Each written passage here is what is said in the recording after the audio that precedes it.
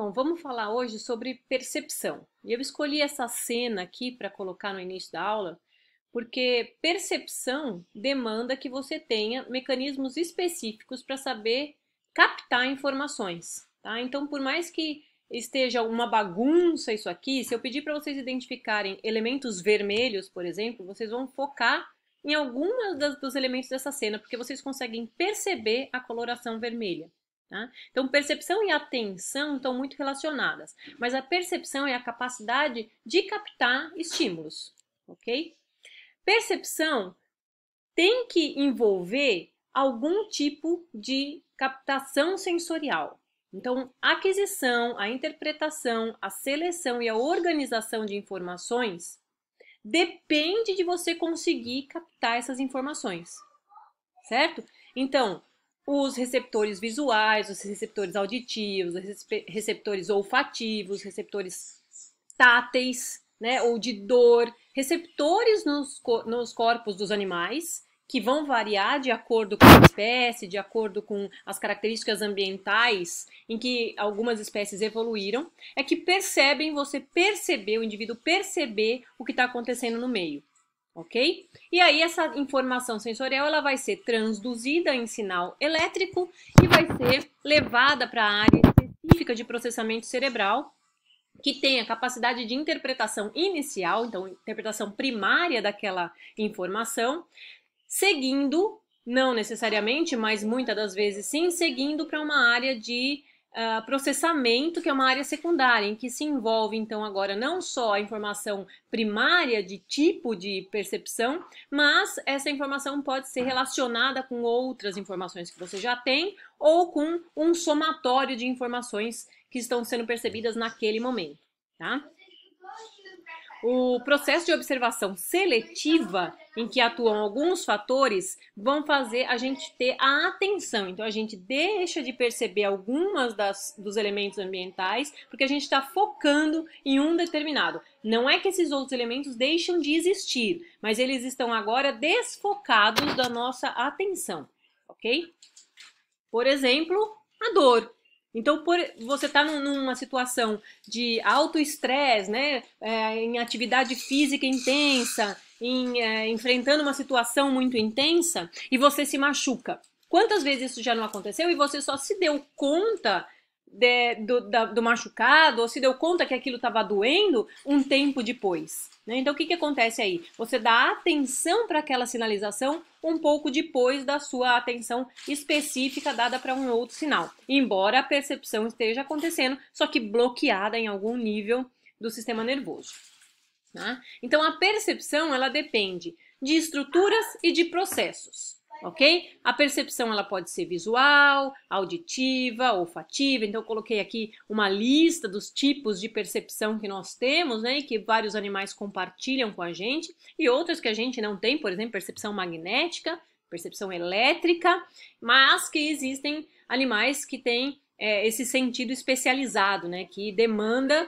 para a sobrevivência que ele consiga perceber um campo magnético, um campo elétrico. Então, começando aqui pela visão, só passando por alguns para a gente relembrar, eu não vou entrar a fundo em nenhum deles, então o assunto específico de percepção visual seria uma aula paralela a essa, e aí para cada um dos sistemas também, então eu vou passar mais rápido aqui, só para relembrar. Então a gente tem um espectro aqui de percepção luminosa, ok? E isso varia de acordo com o animal que a gente está estudando. Então, nesse quadrinho aqui, estou mostrando somente a percepção visual dos seres humanos, tá? Enquanto que a gente vê nesses outros aqui, ó, percepção visual, né, diferenciada. Então, enquanto nós temos um cone que percebe, né, comprimento de onda curto, médio e longo, os animais variam nas suas expressões de proteínas específicas relacionadas à captação de energia fótica, tá? E aí, claro, a composição da imagem visual vai variar de acordo com a percepção, a capacidade de percepção visual de cada um.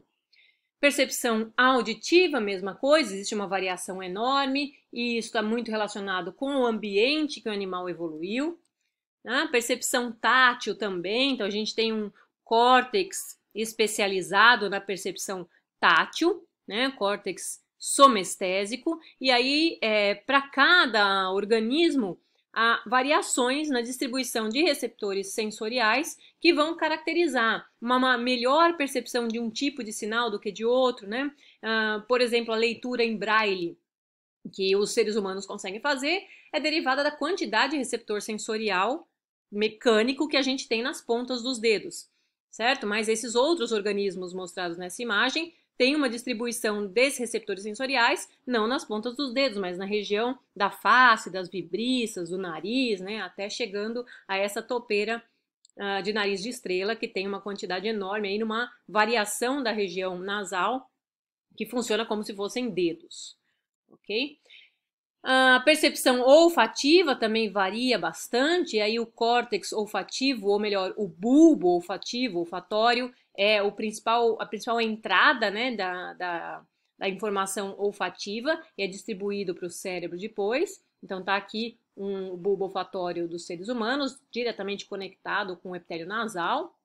E o gustativo, né, percepção gustativa, que depende aqui de papilas gustativas específicas, que vão variar aqui na percepção de um somatório de sinais dados pela quantidade de sódio, potássio, cloreto em cada uma dessas substâncias e tem uma percepção para os indivíduos que vai variar nessa caracterização aqui, ó, de doce, azedo, salgado, amargo e assim sucessivamente.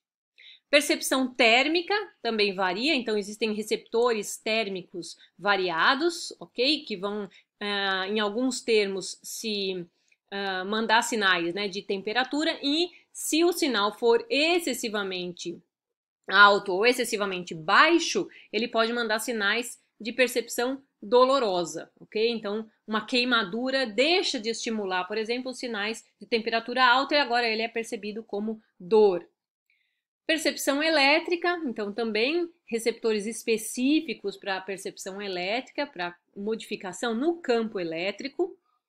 Percepção magnética, mesma coisa, então receptores específicos para a captação de informação de campo eletromagnético. Existe ainda a percepção temporal e percepção espacial, que agora demanda uma variação enorme de canais sensoriais e não uma área específica. Então, envolve uma série de outros canais e envolve também áreas associativas secundárias do cérebro, que vão comparar, que vão medir diferentes fatores ambientais. Tanto é que a nossa percepção temporal, por exemplo, ela varia de acordo com a tarefa que a gente está executando. Então, se você tiver que passar muito tempo fazendo a mesma tarefa, parece que essa tarefa, o tempo se torna maior, se torna mais longo. Mas uma tarefa em que você se envolve, em que você tem prazer, em que você faz de maneira mais prazerosa, você parece que fez um tempo menor. Então, a variação temporal, ela demanda uma série de canais. Espacial, também a mesma situação. Tá? A percepção ela pode ser processada de duas maneiras. Ela pode ter o processamento bottom-up, tá? Então, nesse caso do bottom-up, os eventos que ocorrem para a chegada do sinal no sistema nervoso central, então desde a entrada no sinal sensorial, da captação pelo receptor sensorial, primeira transdução do sinal em potencial de ação e assim há ascendências pelas vias sensoriais ascendentes para o sistema nervoso central, então vai demandar aspectos fisiológicos bem distintos para cada via sensorial. Tá? Cada uma desses tipos de percepção bottom-up, então da entrada sensorial até o sistema nervoso central, vai variar de acordo com a capacidade de cada organismo, que a gente chama de Unwelt ou Self-World, que significa o que o animal consegue perceber, quais são as principais vias de entrada sensorial nesse animal. E aqui eu coloco 4 exemplos bastante distintos, né, de percepção elétrica, no caso aqui do platípus, percepção olfativa, no caso aqui do tubarão, né, ecolocalização, principalmente, no caso dos morcegos, e percepção magnética, no caso das tartarugas marinhas. Então você vê que isso depende muito da ecologia do animal, e aí os receptores vão variar pra caramba.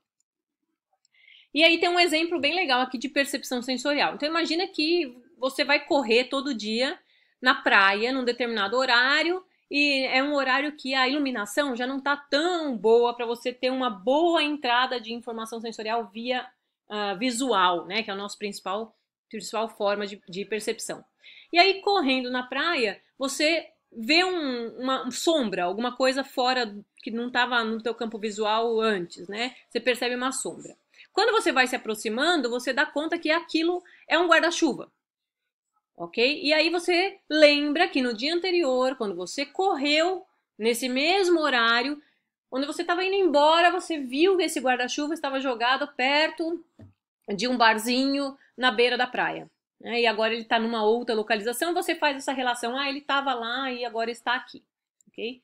E aí, continuando na corrida, você se depara e até se assusta com alguma coisa no meio da areia, que ao se aproximar você demanda uma quantidade de informação aumentada, e aí você percebe aquilo como um pedaço de corda. Inicialmente tinha sido percebido como um animal ou alguma coisa que podia ser ameaçadora, mas se você olha mais de perto, você entende como um pedaço de corda e entende que aquilo é um elemento contínuo, que está dando várias voltas ali, né? Então, como é que isso acontece? Como é que você conseguiu interpretar tudo isso? Então, demanda uma informação visual e o processamento pelo seu conhecimento prévio. Como é que você sabe que aquele guarda-chuva antes tinha sido visto? Você armazenou uma informação, né, que você recebeu no dia anterior e conseguiu processar essa informação naquele momento, comparando dois momentos de informação definida. Mesma coisa para a corda. Como é que você conseguiu estabelecer que aquilo era uma corda e que ela é contínua, né, pela percepção visual daquele elemento que dá a impressão, e você, pelo seu conhecimento prévio, entende que não é uma cobra, não é qualquer outra coisa que não um pedaço de corda. Tá? O outro tipo de percepção é a percepção bottom-up, que aí envolve o comportamento. Tá? Nesse caso, a gente tem o RBC, que é o Recognition by Components. Isso envolve que você tenha bases de construção para aquele conhecimento, ok? Então você percebe vários elementos e você constrói a informação, que é também chamado de princípio da recuperação de componentes, em que você tem vários pedaços de uma informação e você consegue juntar tudo aquilo para formar alguma coisa mais elaborada, como se você estivesse montando um quebra-cabeça, tá? Então, por exemplo, aqui a gente vê vários germos, várias formas, e você consegue encaixar essas formas para formar objetos específicos. Você consegue recompor as formas e formar objetos ou formar informações mais derivadas a partir daqueles pequenos blocos de construção, ok? Nesse caso aqui, de novo, né? Então me diga o que tem nessa imagem aí. Se você se afastar da tela e conseguir dar uma pensada aí no que significa essas linhazinhas, né, bem falhadas aí ainda, você vai acabar chegando à conclusão de que isso é um objeto e que poderia ser, o quê?